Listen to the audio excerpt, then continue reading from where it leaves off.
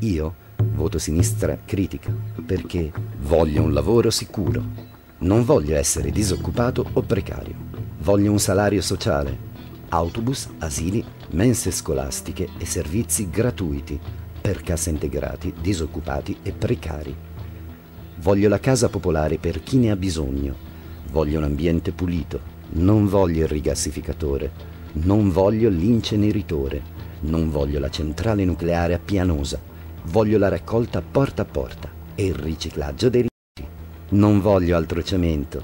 Voglio il recupero dell'edilizia esistente. Non voglio altri centri commerciali. Voglio che il centro città sia vivo, libero dal traffico e dallo smog. Voglio autobus efficienti a prezzo popolare. Voglio energie rinnovabili, pulite e convenienti. Voglio servizi pubblici, per i diritti di tutti, perché l'acqua è un diritto, non una merce, e la gestione deve essere pubblica. Voglio la democrazia, quindi un bilancio partecipato. Voglio partecipare alle decisioni, voglio controllare le decisioni, perché l'informazione è un diritto.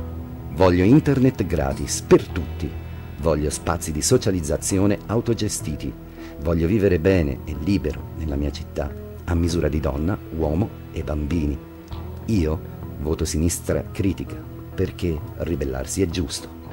Vota sinistra critica, la sinistra che fa quello che dice.